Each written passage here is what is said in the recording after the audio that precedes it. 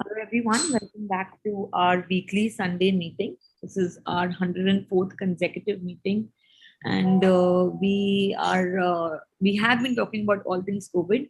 So today we would be continuing that, but not about COVID proper.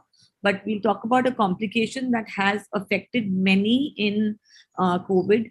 We have with us Dr. Nidhi, who's going to be discussing about POTS, postural orthostatic tachycardia syndrome, which is one of the most common complications that we see. I mean, I wouldn't say most common, but yes, it is fairly common. Of course, Dr. Nidhi will be discussing this in detail.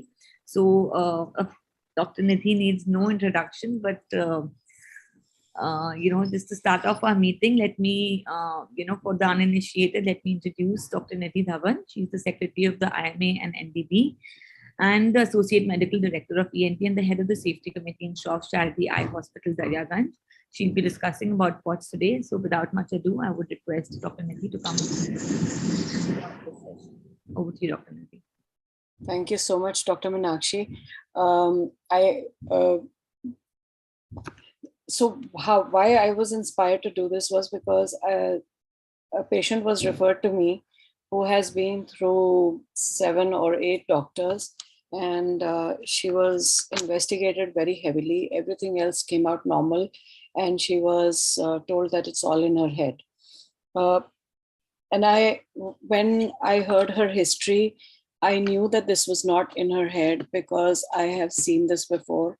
And it is very unfortunate that people who are suffering from POTS, postural orthostatic tachycardia syndrome, get underdiagnosed.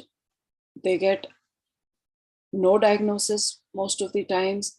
And sometimes they get told that it is just in their head. So I'd like to reassure those people that it's not in their head, and I'd like to dedicate this talk to this lady who is a very strong lady and has been suffering since at least February that I know of.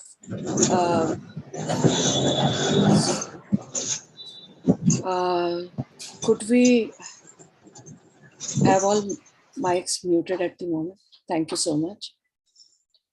So a very, very brief overview of what has been happening in the last week, though these figures now don't have much meaning.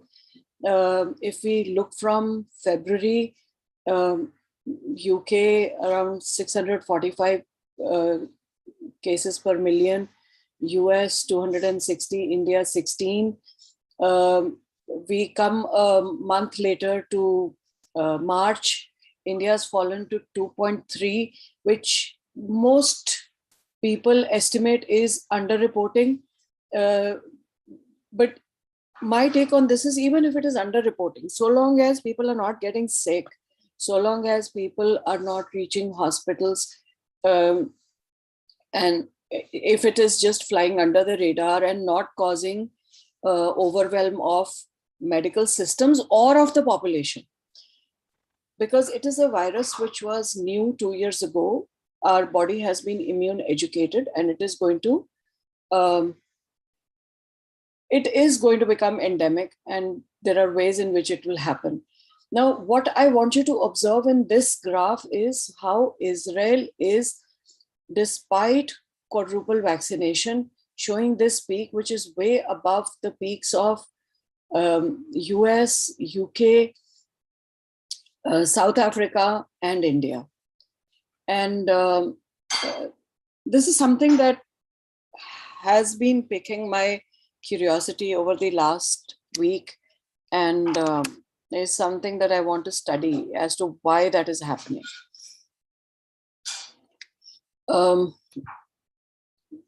If we look at the fully vaccinated, over vaccinated countries, the countries with zero COVID policies, in January, at the peak of our Omicron wave, Singapore was kind of equal to India. Singapore had a zero COVID policy. South Korea was zero COVID policy, reaching about 82 cases. March 18th, Singapore had risen to 2,000, New Zealand to 3,500. South Korea had risen to 8,000 cases. May 20th, all the numbers are coming down. India has been consistently coming down and hovering around now less than 2 per million. And you can take it with whatever pinch of salt you want. Weekly new hospital admissions is a better measure, and we don't have these figures for India. Singapore less than 100, UK less than 100, US less than 100, South Korea less than 100. With those numbers per million, less than 100 admissions, even the ICU admissions are not. So if you look at per million, 6.8 in US, 4.6 in Australia, 2.7 in UK. If you look at deaths per million, and even a single death attributable to COVID is one too many, but you're looking at these figures, which are like 2.6, 2.3, 1.4, and 0.02. For those who say that we have the WHO study, which says this is gross underreporting, WHO has used some statistical models, assuming that they will not get data from India. And there is a very, very incisive video by Prince Shekhar Gupta, which has blasted that premise out of the roof. I suggest all of you go and watch that analysis. Very, very good analysis. I'm not going to go very much into the detail of what is happening to other countries, but in India, we are consistently seeing numbers coming down, and we are consistently kind of staying close to the baseline. The Maharashtra figures, again, staying close to the baseline. Delhi, close to the baseline. We've seen the peak, it has come down. Kerala, definitely, even the 7-day average and new cases, these are staying close to the baseline. Uttar Pradesh, close to the baseline. What is interesting and what is been stirring my mental muscle, we know that Indian demography is very young. And it's quite similar to South African demography. And that's what we thought, that, demographically, the only difference between South Africa and India was that India was better vaccinated than South Africa.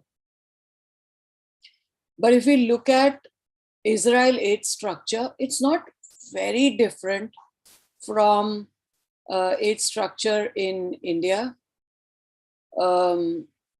It's kind of similar if you look at these two graphs. The aging population is lesser in India than in Israel, but the less than 65 is kind of very, very similarly distributed. And the very young, the less than 15, also very similarly distributed. Whereas in the US and the UK, you find that you could actually superimpose the two, and it's very similar. US and UK demography is very similar. Logically, then, we should be seeing what is happening in India kind of mirrored in Israel, or the other way around, and what is happening in US mirrored in UK, or the other way around. We see that mirroring is happening in the US and UK, but we don't see that mirroring really happening between Israel and India. This is something that I would like to go a little deeper into, maybe at a later time, and figure out what's happened there. If we look at the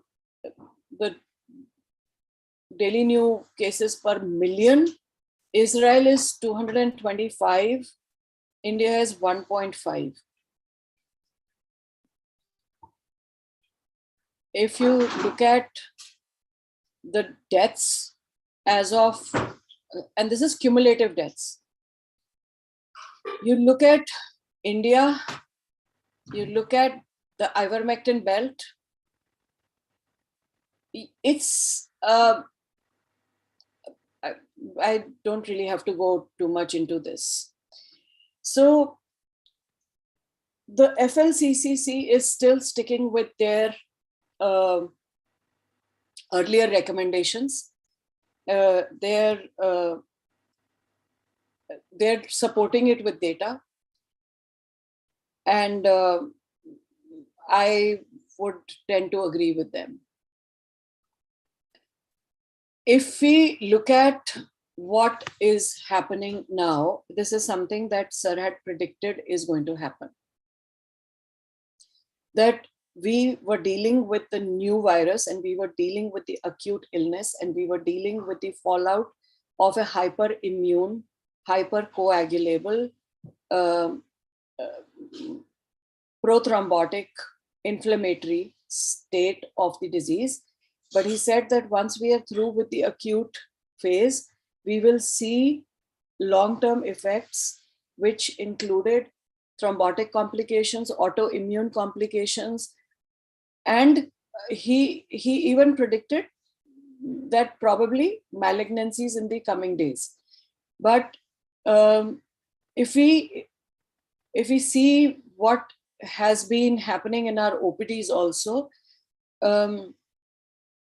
hair loss I have seen, chronic kidney disease I have seen, thrombotic complications I have seen, palpitations and chest pain I have seen, cognitive disturbance and headaches I have seen, anxiety, sleep disturbance, post-traumatic stress I have seen, persistent cough, dyspnea I have seen, persistent oxygen requirement I have seen, fatigue, decline in quality of life, muscular weakness and joint pains I have seen. I have seen all of these.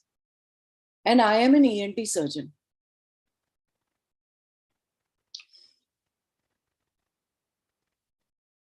It is, when people come to me now, in the history taking, there are two questions that I add for everyone.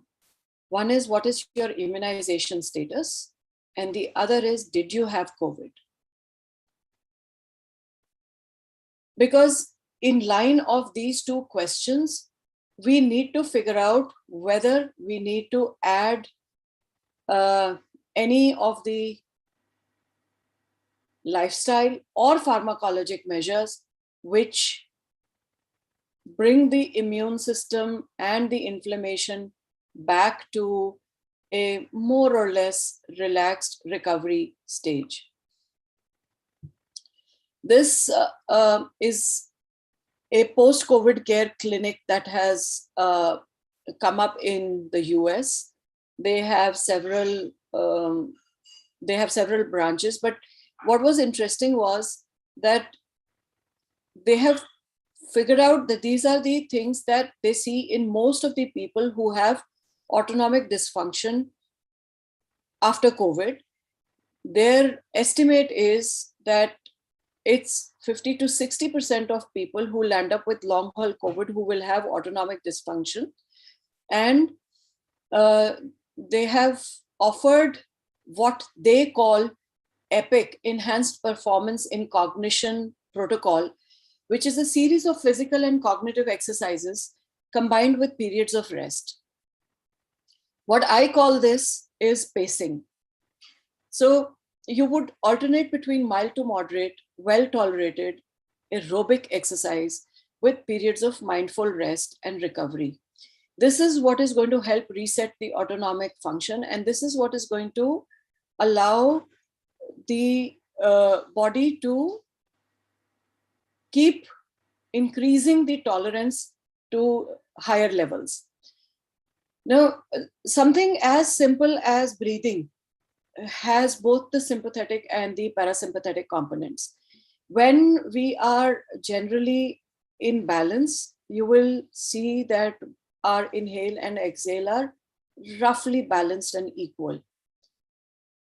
If we breathe in deep, we are actually activating the sympathetic system, and a prolonged exhale activates the parasympathetic system. So when we want to be cognitively sharper, when we want to be alert, we would promote deeper inhales and normal exhales.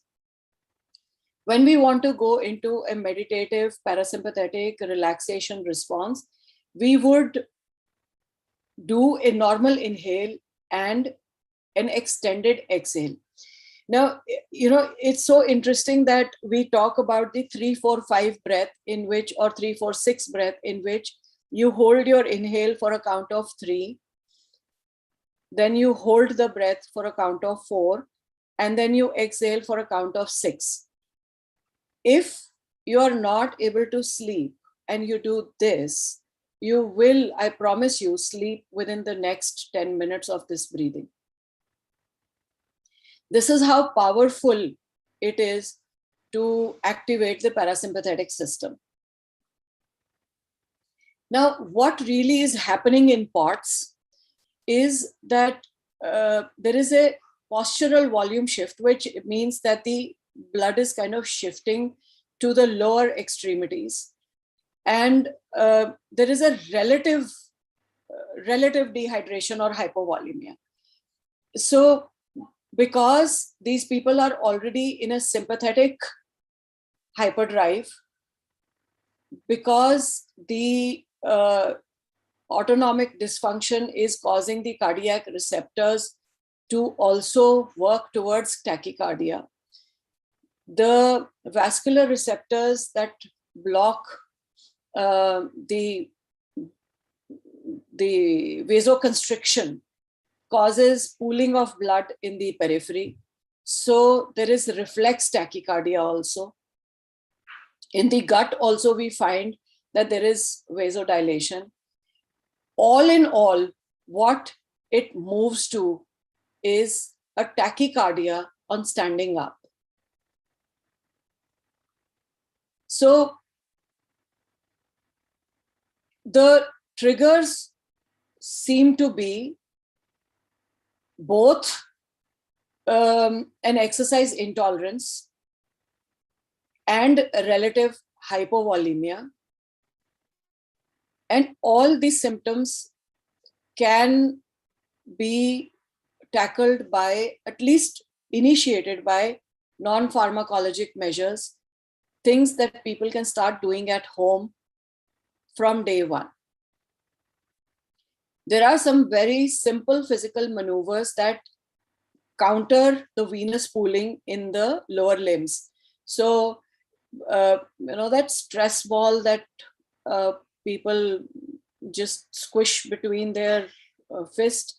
So if you're squishing a rubber ball, you are activating the muscles of the upper limb, which reflexly tells the brain that there is movement without causing hypovolemic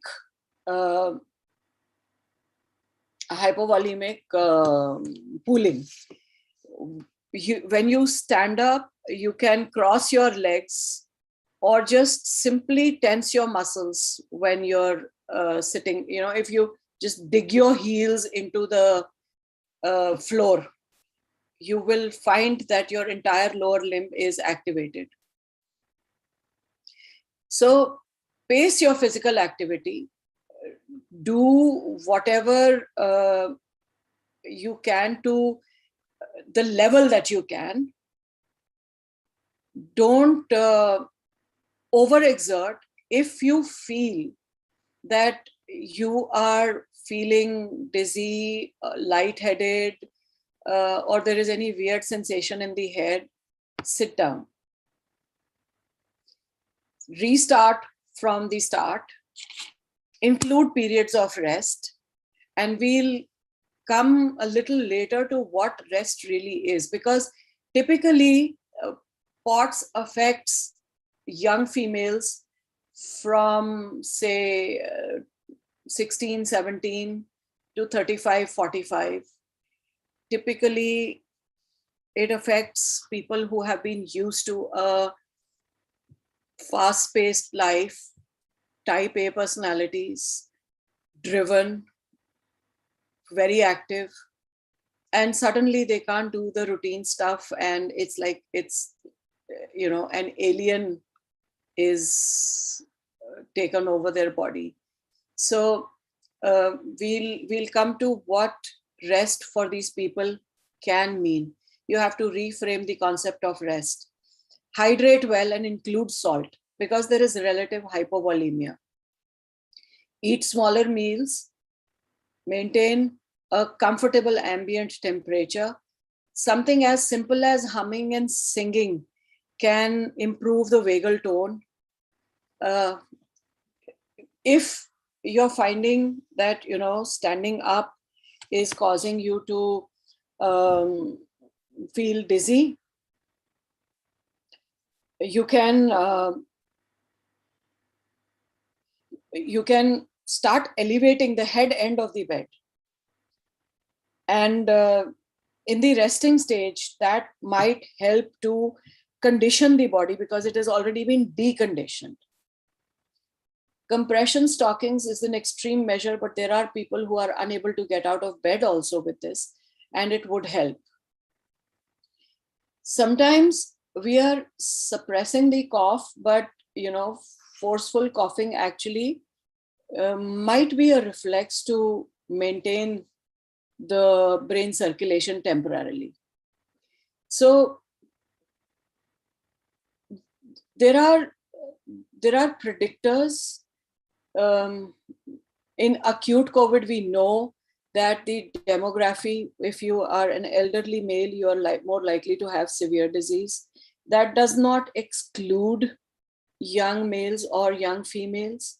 It's just that they are more likely. Medical comorbidities have a definite association with more severe disease and poorer outcomes.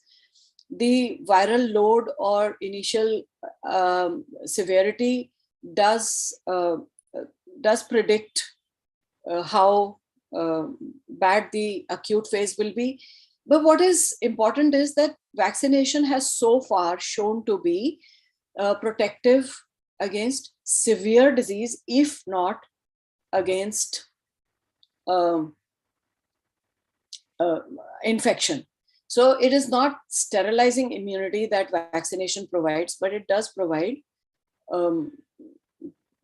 protection against severe disease. What is important is that Omicron and its evolving variants have been like a beacon of light in that otherwise stormy sea.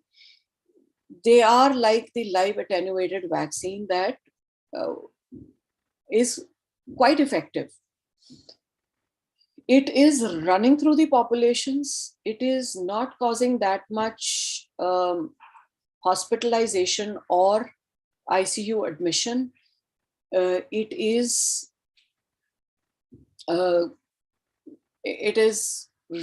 running out of steam in 10 to 12 days. But because it is still SARS-CoV-2, it has increasing potential for long COVID.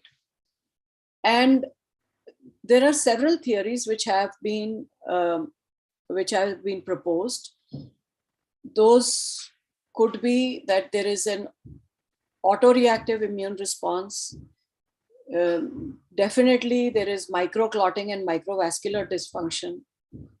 It is also said that COVID can cause gut dysbiosis. It could lead to reactivation of other viral infections which are otherwise hidden. It does cause systemic and tissue-specific inflammation, definitely in the heart and the kidney and in the brain. It could also be that there is viral antigen persistence, which is kind of keeping the immune system triggered. These are all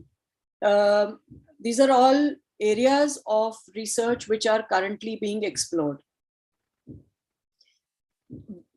Whatever is happening at a cellular level or a molecular level, histamine seems to be playing a big role in it.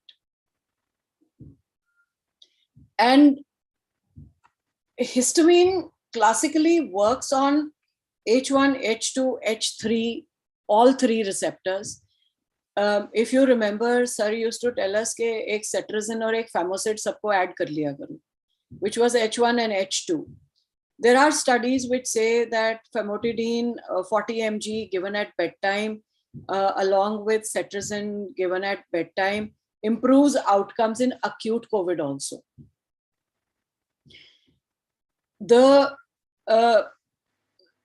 disease spells, the feeling of lightheadedness is because the disturbance of the sleep-wake cycle also. It could be because of the central actions of histamine at the H3 receptors. So histamine has a huge role to play. The gut, gastric acid secretion, increasing heart rate, H2 receptors cause all of this. And we know that cimetidine, ranitidine, famotidine, and nizatidine help in that. The initial response from H1 receptors is vasodilation, bronchoconstriction, causing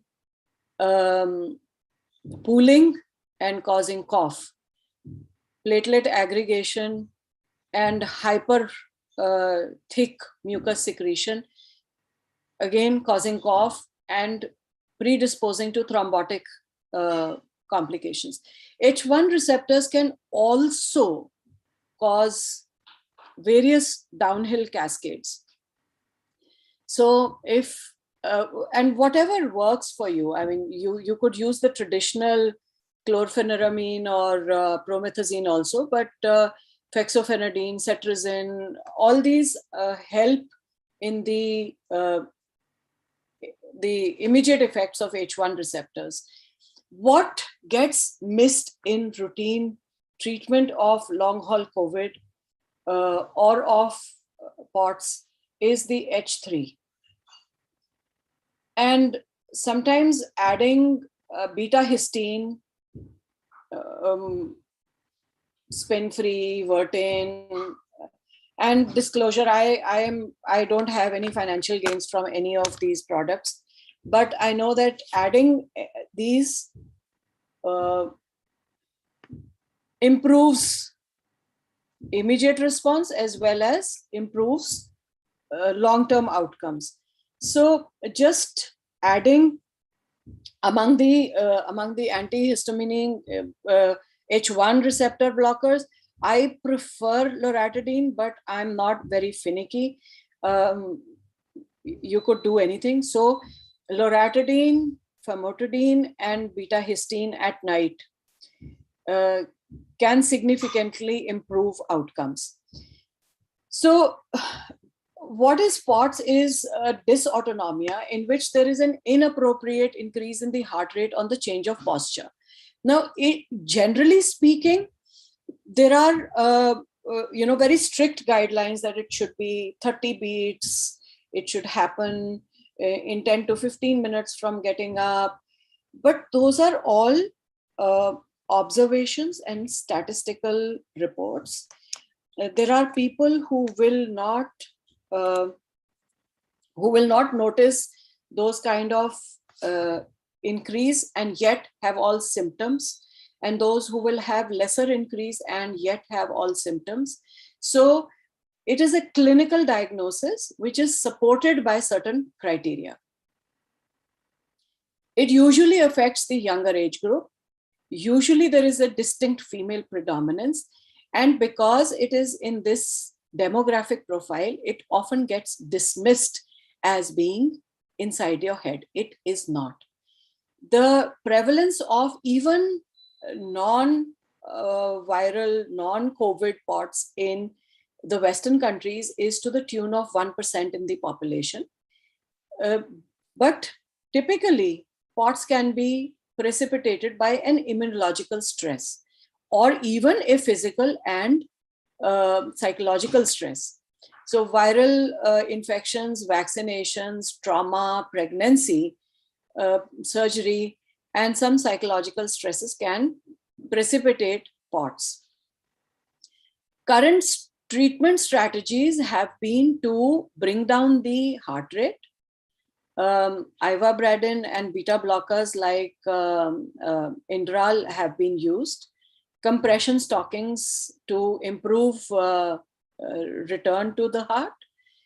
Some other possible treatments when the first line are not working are midodrine for low blood pressure and those foggy moments for cerebral hypoperfusion. Pyridostigmine if the beta blocker ivabradine first line are not working. For muscle weakness and GI symptoms, this works, combination works better. Modafinil for brain fog. Modafinil is one of the anti-Alzheimer treatments. If there is more complaint of brain fog, then that has been added. Now, all these are not my first line treatment. These are the things that are available for traditional POTS treatments. The role of anti-mast cell drugs, I told you that among the anti-H1 drugs, I prefer loratadine because loratadine has some anti-mast cell action. We know that there is inappropriate stimulation of mast cells and that causes the MCAS. If loratadine alone is not working enough, then we can also add sodium chromoglycolate, or what we used to call chromal. It used to come as eye drops and even as a nasal spray. Rehabilitation must involve pacing and really prolonged treatment, because if you're looking at activated mast cells, you're looking at 3 to 4 months of a life cycle, and the inappropriately activated mast cells can last up to 4 to 6 months. Their progeny hence will also be inappropriately activated. So we need to run through 2 or 3 cycles of long-term loratadine or sodium chromoglycolate kind of picture. We also know that, on a molecular level, what is working is the inflammasome and the nuclear factor kappa beta pathways, which means that giving ivermectin once a week or twice a week will also help, along with vitamin D.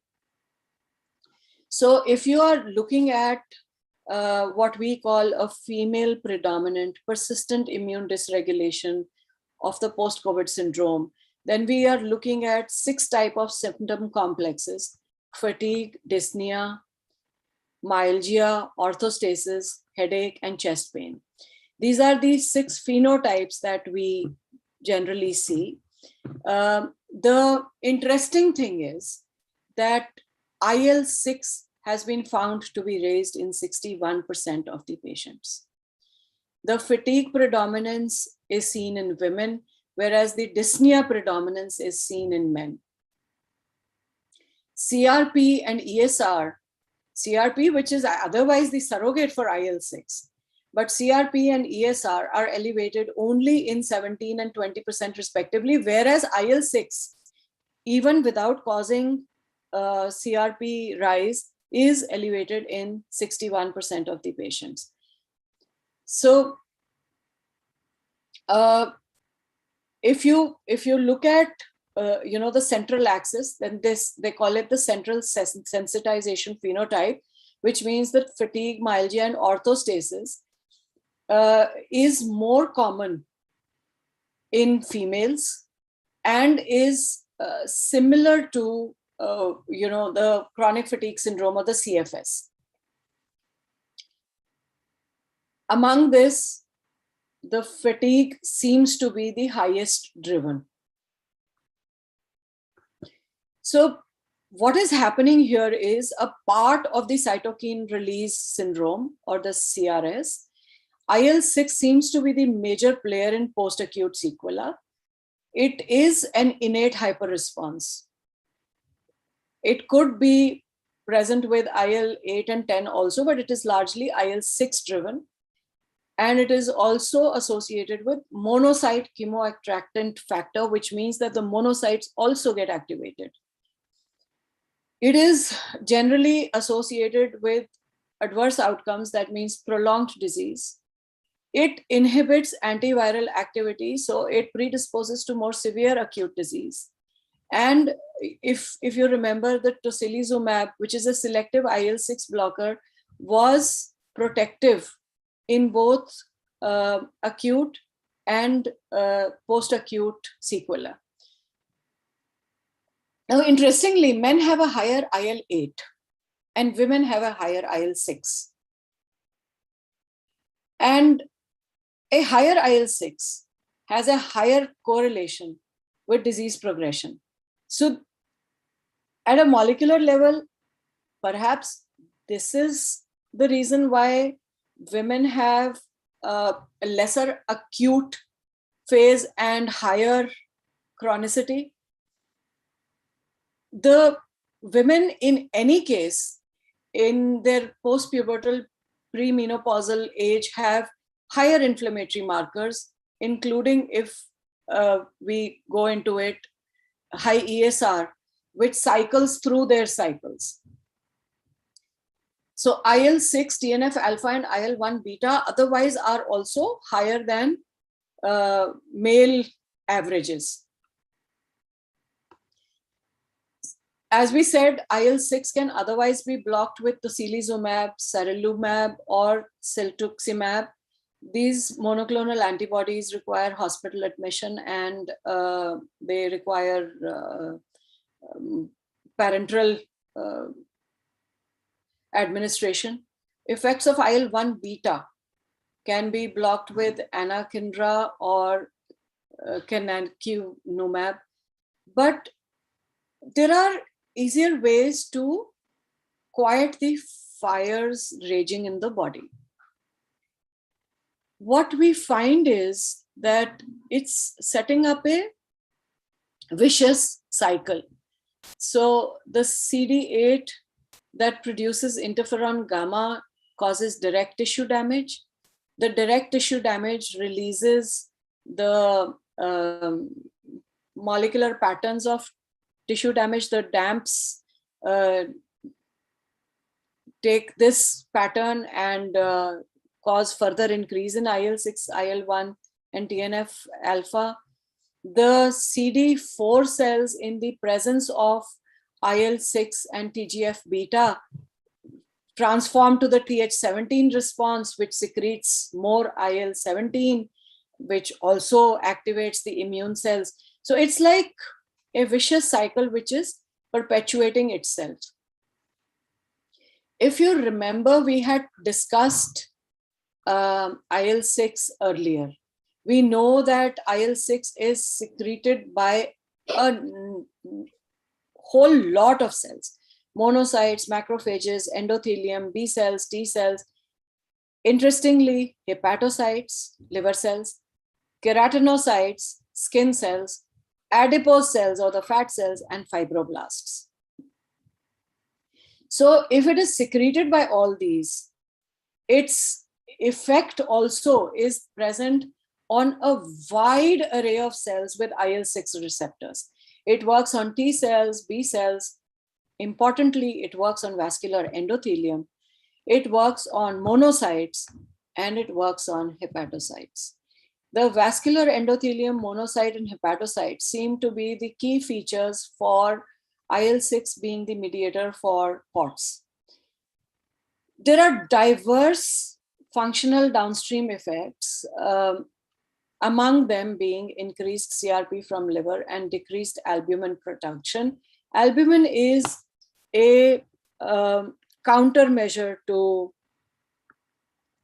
fibrinogen, and it's an anti-inflammatory protein that we produce. Humans with defective or deficient IL-6 receptor tend to manifest a hyper IgE syndrome. So they have, so I actually IL-6 is a molecule which is playing the nuanced dance between inflammation and counter-inflammation. So people who are deficient in IL-6 have recurrent staphylococcal or mycotic skin infections. They have recurrent allergic skin problems. So there is this complete axis of post-COVID syndromes, which is fibromyalgia, chronic fatigue syndrome, and POTS. There is this central sensitization complex, which seems to affect women more. The common pathway seems to be immune dysregulation. IL-6 is elevated in all of these symptom complexes. Diagnosis is often elusive and frustrating because everything seems to be normal. You might find a little bit of monocytosis, you might find a little bit of CRP rise, you might find a little bit of platelet activation. You might find small clues everywhere, but it's largely normal. Imaging will be normal, MRI will be normal, and the patient is saying that I'm feeling dizzy.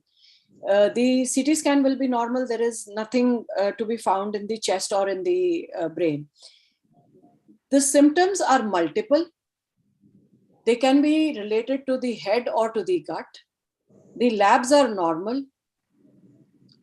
One thing that you might be able to get is, with people wearing smartwatches nowadays, you might be able to see the heart rate variability that is otherwise a normal thing, is kind of knocked out in these patients.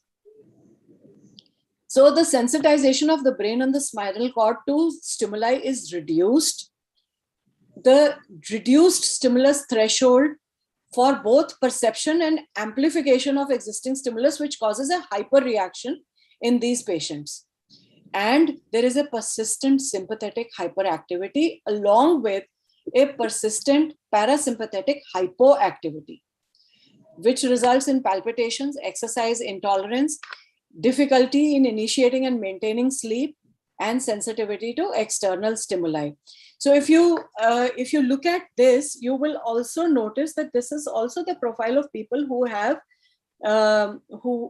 migraines. That they're hypersensitive, bright colors, bright lights, they feel overstimulated with noise. They need some time out. Melatonin will help in this. So as I said, there are definite diagnostic criteria.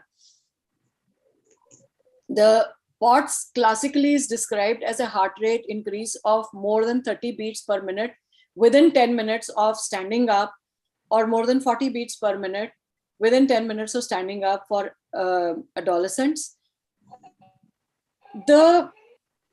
This is a statistical test, and though cardiologists would say that this is a necessity, I feel like, for somebody whose resting heart rate is, say, 60, 62, an athlete, even 90 is tachycardia. And for somebody who runs around 80, 84, the tachycardia limit would start at 100, 110. So these are all statistical things, and we are not treating statistics, we are treating patients. We need to become patient focused. We need to become individualized in our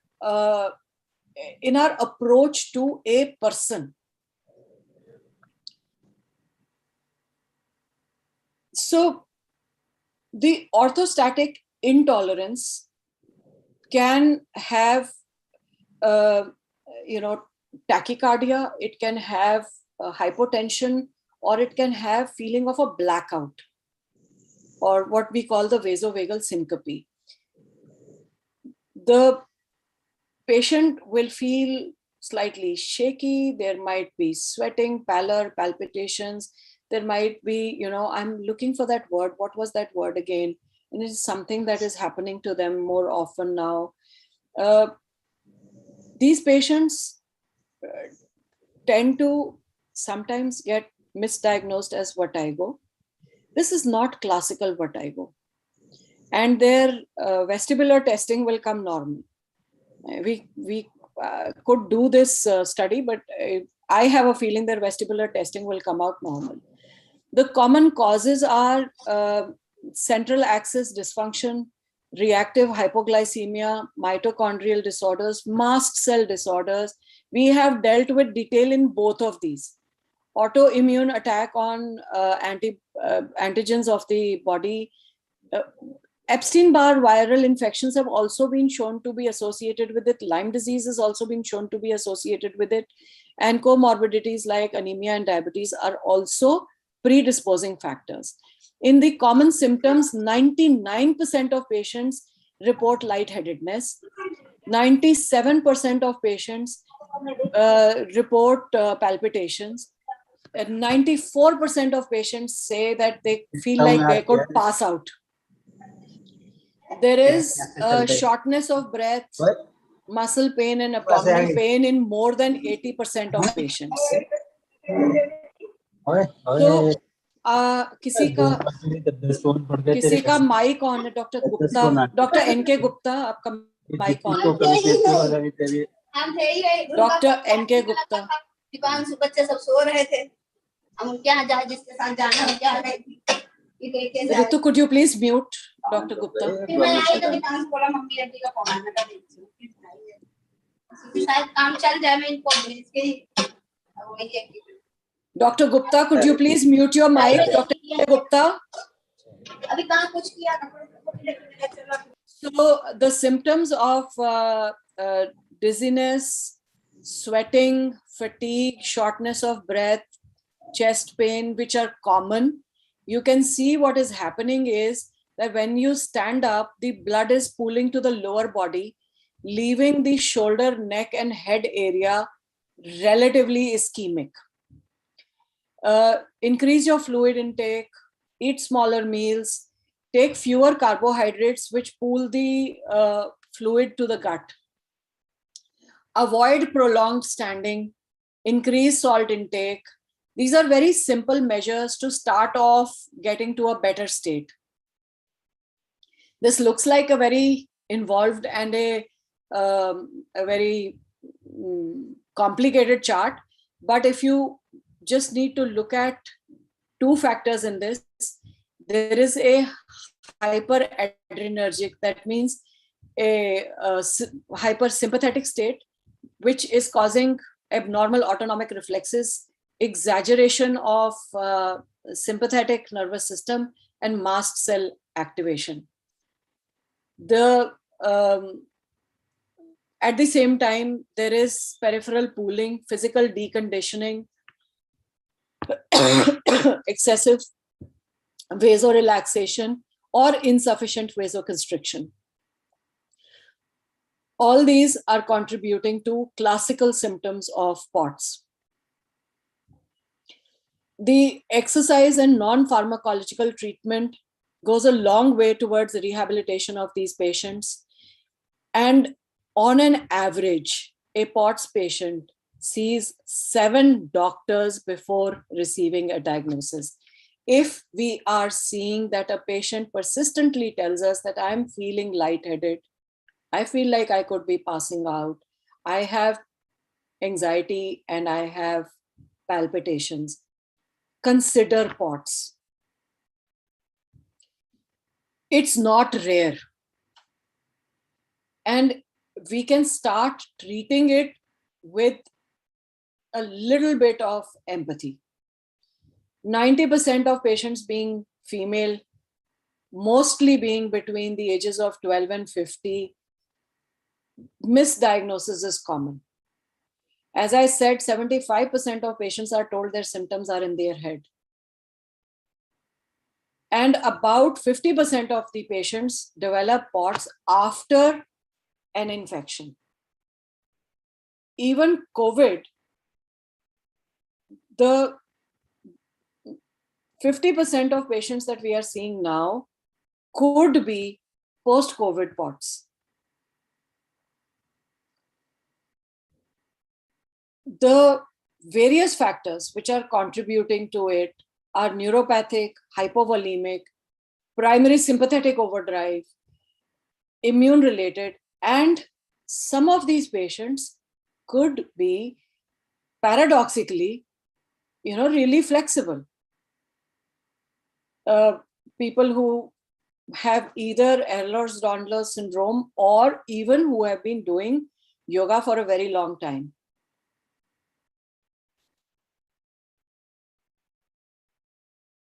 What we can do for these people is simply monitor their heart rate, do their sweat test, ask them to shift to deep breathing, check their heart rate variability, ask them if they start feeling like this 10 to 15 minutes after standing up, or within 10 minutes if they stand up suddenly. If they are continuing to have sleep disturbances, chest pain or persistent cough, some headaches, feeling like they're going to pass out, dizziness, dyspnea, or persistent cough again, consider POTS.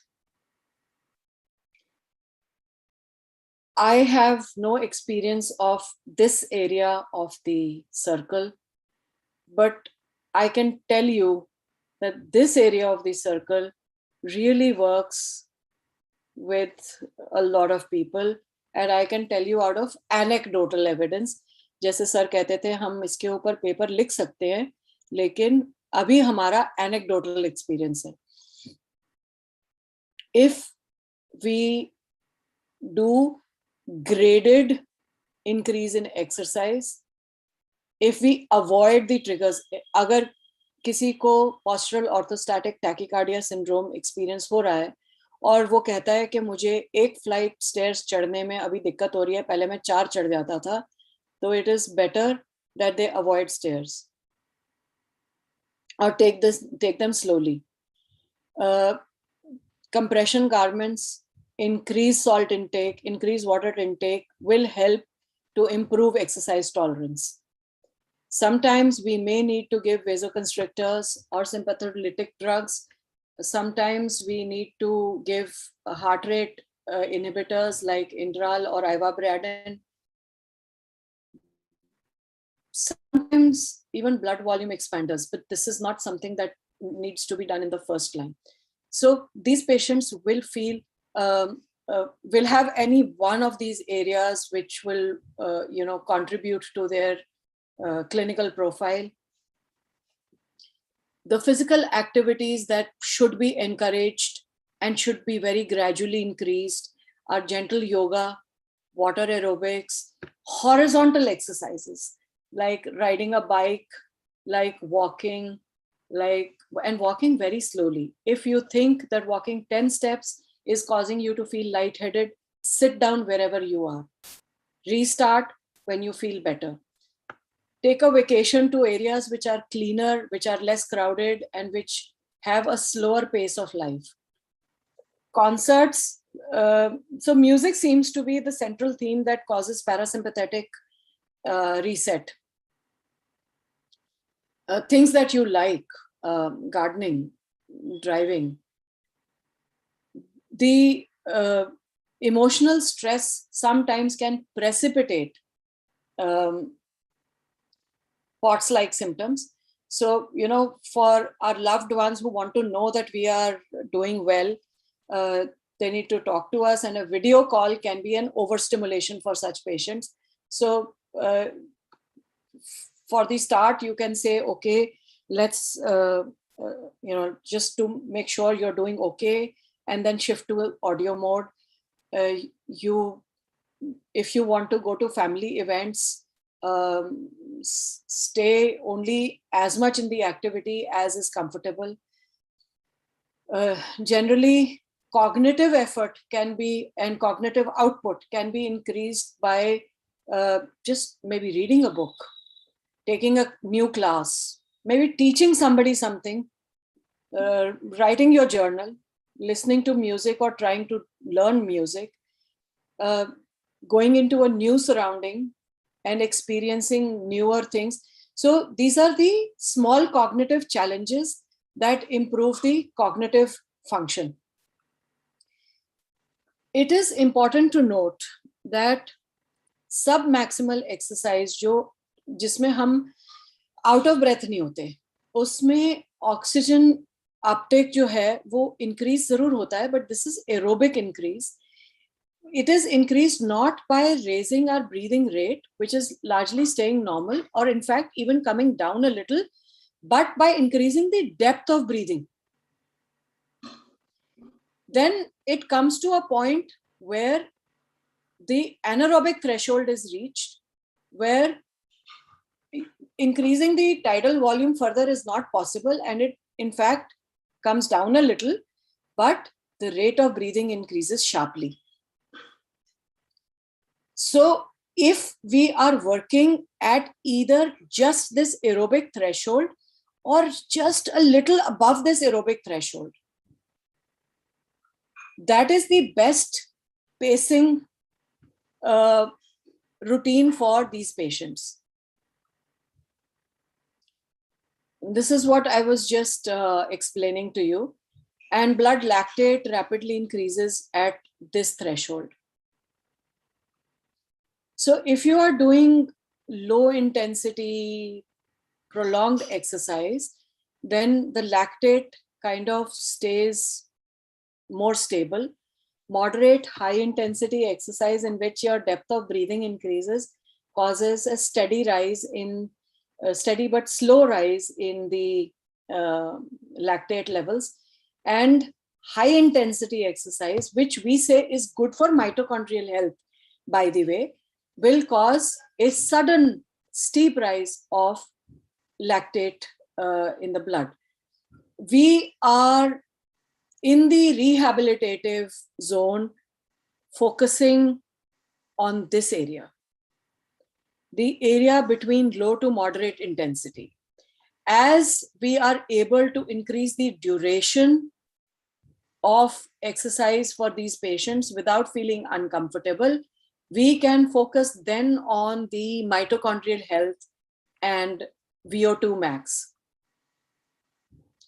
And this is again just, doing more on what we've just gone through, that low intensity is till you reach your aerobic threshold, moderate intensity is the transition phase, and high intensity is when you cross your aerobic threshold. For these patients, we do not want to cross the anaerobic threshold. The lactate in the steady state between low and moderate intensity is, maintaining a steady level. So if you are a recovering type A, if your pace of life has been very fast, if you are a hugely independent, probably woman, young, very driven, it is okay to treat yourself with the same respect and compassion that you give to the rest of the world. Rest is not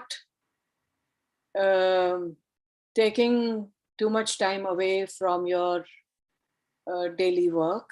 It is also an activity. It is also a skill. Rest is not about the duration of what you don't do, what you would otherwise usually do. It is just about getting into a parasympathetic state, and that could be just 30 seconds of deep breathing, focusing more on the exhale than the inhale. So whenever you feel like there is, those feeling of palpitations, headache, lightheadedness, take 30 seconds, recharge your battery, go into the relaxation state and restart again. Recovery is going to be a hard road. It is going to be a long journey. sometimes you will feel like, you just can't do it, because no matter what the improvement, you thought that it's back to square one. But you have to keep trying, because the road may be bumpy, but if you are headed in the right direction, you just have to keep on walking and you'll get there.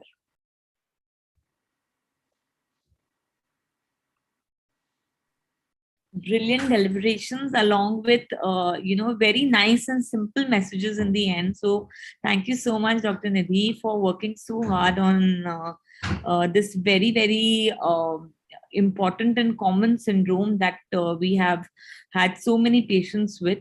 Not to use the word loosely, but this can be very debilitating. So when you have a headache, it is not measurable. When your blood sugar rises post COVID, that is also not measurable. But when you can feel your heart pounding out of your chest, and when you put on an oximeter and you see that your pulse rate is high, that in fact even elevates the Makes it problem higher. even more. Yeah. So, this is, as I said, I don't want to use the word debilitating loosely, but it can actually, cost our patient their mental peace as well. Often underdiagnosed. A lot of times we just say this is anxiety, and it is, something. The anxiety is what is causing your heart rate to increase. My own father had to deal with this, and of course we had to treat him for this. So I know that this can actually be a problem. We've had so many patients in our OPD who've struggled with POTS, and it does get better with time, but that the right diagnosis at the right time is the key. You've talked about parasympathetic state of mind. I think sir has talked about it so often and so much. So he used to say that this he did a whole series just before he had to leave us. He did a whole series on Hanuman Chalisa, and he said that that Hanuman is equal to Pran Vayu, which is equal to you meditating and you doing these breathing exercises. And that's exactly like every single chopai he discussed in great detail, showing us the importance of parasympathetic state. So very reassuring to see that all of us gotten together here are almost on the same page, whether it's in the spiritual realm or whether it is in the medical realm. It's very, very reassuring to see this. The floor is now open for questions. If anyone wishes to ask anything or discuss anything or share a story or an anecdote, we'd be happy to hear. Dr. Sanjeev Agarwal has asked a question: is there any significance of leg raising while lying to redistribute circulation? So we don't want to decompensate the body further. I would not say do leg raising. What I would say is that जब जैसे हम in the relaxation response, we say कि अब आप शवासन में लेटे हो, अपने forehead पर focus करो, अपने upper limb पे focus करो, अपने abdomen पर focus करो. So we are actually relaxing the whole body. But in these patients, I would say that you actually should ask them to contract their lower limbs when they are lying down, so that you are conditioning in fact, even when we are sitting, when we are sitting, our feet are very loosely on the floor. And when you want to activate the lower limb vasculature, you should just dig your heels in, and you will find as if you're in a semi-standing position, and the body needs to recondition to active venous return. So we should not encourage raise your legs unless we are finding pedal edema. I also would like to, I'm seeing here, Shikha Mittal is the patient that I'm talking about. She really went through 7 or 8 doctors before she came to me. She was the ninth one. You were the ninth one. Okay, ninth one. So if we could just have Shikha share her story for a bit, I would be very grateful. Yeah, I'll be happy. Should I share? Yes, please go ahead. Okay, on 3rd of Feb, I was lying down about to get, sleep, and I suddenly felt that my entire room is rotating, and I felt palpitation and my heartbeat was very fast, and I had never experienced something like that. And this entire experience went on for 3 hours. and I did a lot of prayers and whatever I could do. And then after that, I just slept for 2 hours.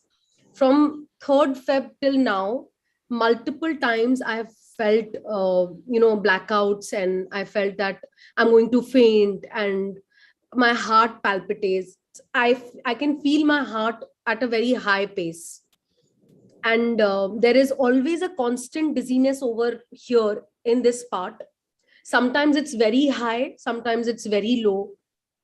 My legs sometimes feel that I can't feel my legs too much sometimes. I get breathless very, very fast now. I live a very high paced life. I do yoga, but in yoga, my entire what do you call,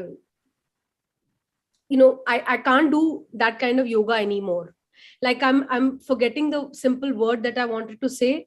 I'm forgetting words a lot, and sometimes I feel brain fog, like baat karte karte I will lose my thoughts. And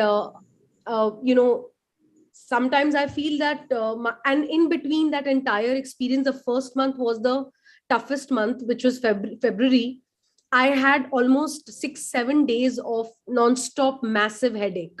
That headache was so high that I had to pop pills 3-4 times a day to manage those. And in between, when I started experiencing this, I thought that my cervical is, impacting me, because I have cervical slip disc. So the first call I did was to my cervical doctor in Bombay. From there, that didn't happen. Then I had to see another doctor. Then I had to see another doctor. Then I went to Bombay. I saw another doctor. In between, I did Kerala therapy. I did, now I've started acupuncture. But before that, I was taking another doctor's opinion. 2 homeopathics I've already tried. Uh, Homeopathic dawai didn't do anything to me. Like, it didn't give me any relief at all, in spite that I've taken 1 week of homeopathic. So Ayurvedic dawai, I have tried Ayurveda from Delhi, one of the top Ayurvedic doctors, Dr. Sudha. Ayurvedic dawai didn't do anything. Some days goes a little okay, some days goes little better than okay, but I'm not perfect any day. But most of the days since 3rd Feb till now, I have had massive anxiety. And by the way, I have never faced any anxiety or any palpitation. मुझे ऐसा कभी नहीं हुआ है. So panic attacks आते हैं मुझे कभी कभी कि I'll suddenly feel that I'm going to die. Suddenly I'll feel that. And one of the very interesting things that happened to me was even a small bit of negative news, like as small as somebody unknown to me died. I would start feeling panicked, and these palpitation will start, and I will feel dizzy more. My head will spin. So this is what's been happening. And last about 10 days back, for the first time, I had chronic cough, very chronic cough, like so much so that I don't even know how to express it. It is giving me like very, very unmanageable feeling कि इतना कॉफ आता है कि suddenly वो 10-15 minute तक continuously इतना ज्यादा होता है कि उसका पेस बढ़ता रहता है. And that is the time, like, this is the first time that has happened. So doctor has been treating me for chronic cough, and my running nose was happening again and again. So, and this has happened in this chronic manner for the first time. But before that, multiple times in last 3 months, I have had running nose and little cough. But this time the chronic cough is at its epitome.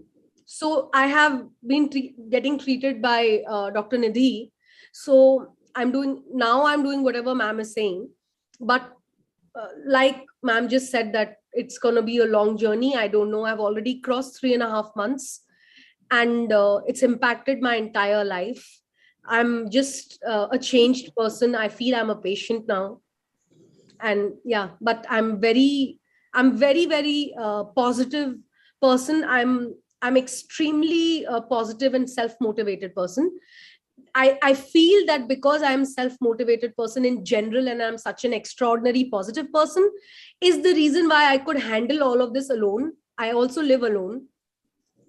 But since Nidhi ma'am has come, I'm doing like my positivity 100% has come back.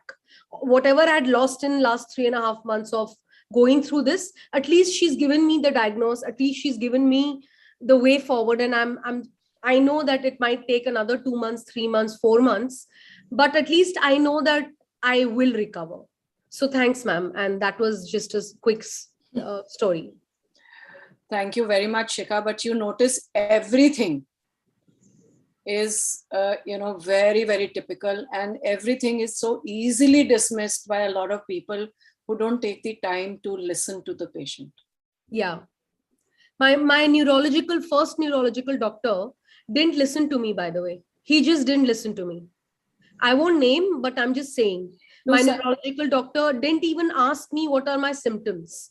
All he wanted to see was my reports, my MRI reports. And he's like, "Tumhe kuch nahi hua hai, bas Vertin le lo and you'll be fine." Then I took Vertin for 10 days. Everything was increasing. Nothing was getting decreased. Everything was increasing. So yeah, he's one of the top neurologists in Delhi, by the way. So what happens with these complicated and interwoven chemical processes is that, typically in this group of doctors, you will find that we are people who will, typically give 2 or 3 or maximum 4 drugs. We are not very, ye bhi le lo, wo bhi le lo, wo bhi le lo. We are all very focused on the minimum for the maximum. But, these patients like Shikha would require, say, an H1, H2, H3, to ye to 3 dawaiyan ho gayi. They would require vitamins B, C, D, to 3 aur ho gayi. Agar CRP raised hai, to they will require cycling with colchicine, to ye ek aur ho gayi. Agar heart rate high hai, to they require Inderal or Ivabradine, to ek aur ho gayi. And when you're writing that down also, it causes doctors like us a lot of anxiety. But as Dr. Sanjeev has pointed out in the chat, Shikha, you will recover. It will be a slow and long journey. It will require you to slow down. As you said, you have been a very fast-paced person. So it will require you to slow down. And it is... it's very illuminating. She's that typical person that, she talked to me, I think 3 days or 4 days ago, right? It's not been more than a week. No, Sunday. We talked on Sunday, last so Sunday. 1 week. So yeah, 1 week. And the minute she talked to me, I told her that, Shikha, this is not anxiety, this is POTS. And we need to be mindful of Harek se. I think, Meenakshi, you would be doing that. It has become a reflex. Have you had COVID? Have you had your vaccination? Because there are so many things that we need to now start dealing with as it is becoming endemic and as its long-term effects are showing up. Funny that you mentioned that, because my first question to her would have been, when did you have COVID, not if you had COVID. I was never detected with COVID. So she never tested positive, but she had features. Okay. And my RT-PCR has always been negative. What medicine was given to you? For what, ma'am? For all this POTS. Ma'am, Nidhi ma'am is giving me medicine. But before that, I was never given any medicine for POTS. Which medicine you're? She was not even given a diagnosis, Dr. Kiran. She was not even given a diagnosis. No, I just want to know which medicine Dr. Nidhi is giving her. Yeah, that prescription doctor. But we'll share it not on YouTube live, but we'll share it, Dr. Kiran. What I'm giving her, we'll share it. Okay. Thanks. So this is not for medical advice. This is just to make people aware that things like this happen and they are treatable. If I may, Dr. Nidhi, CRP, did you make a note of it? So CRP is 0.9 and the lab value is 0.3. So we have started her on colchicine. 0.9 milligram per Per deciliter. deciliter. Okay. So we have started her on colchicine also. Okay. But मैं वही कह रही हूँ ना कि आप एक चीज देखते हो फिर, and CRP is the surrogate for IL-6. But interestingly, all these papers report that IL-6 may be elevated even without CRP. Okay. And I just want to tell all the doctors on behalf of just being a civilian that listening to patients is something, the most important part for doctors. And if doctors will do so, people will not face what I have faced. And I have faced the darkest time of my life. I have gone through darker times in my life, but honestly, this feels the darkest because every day I felt I'm dying. I could fight domestic violence, sexual harassment, but I'm unable to fight POTS. That's how serious this is. Madam, what is the recovering type A personality? Sorry? What is the recovering type A personality? What is the? Recovering type A personality. Recovering type A personality is that you have to slow down. You have to recover from being type A. But that is, yes, I agree. But that type A personality, you cannot get. It's very difficult to get them out of it. Because, the moment you put them into that parasympathetic state, they are just, if you say 30 seconds, 29th second, they are just thinking ki 30th second ka khatam hona hai, get back to my work. So that is, it's very difficult for them to do that. But yes, slowing down. And, so what sir used to say about getting into the parasympathetic state, he used to say, kuch bhi ek mantra dhoond lo, and usi ko bolte jao. So whether it is Hanuman Chalisa, whether it is Ekonkar, whether it is, just ABCD. So ye bahut frequently wo bolte the ki ABCD, EFG, HI, JK, LMNOP, ye hi bol lo. And just keep saying it and then say it in a tune and you will reach the parasympathetic state. Anything, and because repetition is, by definition, it is calming. So, that is something that sir used to say very frequently as well about putting us in the parasympathetic state. Is the Inderal going to help such people? Inderal? 20 milligram, 30 milligram. Yes, it will. It will. When the heart rate is what is causing the problems, Inderal does help. But palpitation and then panic attacks, Inderal does help. No, it does help, and so does ivabradine. What we need to do is figure out whether so all of these also cause a little bit of postural hypotension. Yeah. Already we are dealing with orthostasis. Also, I had, not now, of course, but a year ago, I had read several studies in which they were saying that ivabradine should be preferred over beta blockers in POTS because, all these beta blockers, as you said, they cause hypotension, which also adds to the fatigue, which is also a very common problem in COVID. So in COVID, so I since then, I have never given beta blockers to people having POTS because this it does actually doesn't cause hypertension. What? Ivabradine doesn't. Ivabradine is not, it is not a beta blocker. So this does not cause hypertension. And as I said, my father was dealing with it. He was dealing with it in the first not the first wave, but first wave. So I looked into this quite closely, and yes, beta blockers. So ivabradine was given preference in a lot of studies. I don't know if you've sort of made the same observation. Yes. But So I think that's all. A lot of positive messages for you, Shikha. I hope that your recovery, albeit slow, it is steady. Thank you. Yeah, I'm under Dr. Nidhi now, so I'm very, very positive. Yes, so that's a great. I'm quite happy that you found the right direction and the right diagnosis. And I think on this note, we may end the session today. Thank you everyone for joining in. Thank you, Shikha, for coming in and sharing your story with all of us. And a big thank you to Dr. Nidhi for enabling this and doing this really elaborate discussion on POTS. It's one of the main it's, one of the first things that I started working on very closely when, it came to COVID. So it's a pleasure hearing your views on this, Dr. Nidhi, today. And thank you again, all of you, for joining in. We'll be back next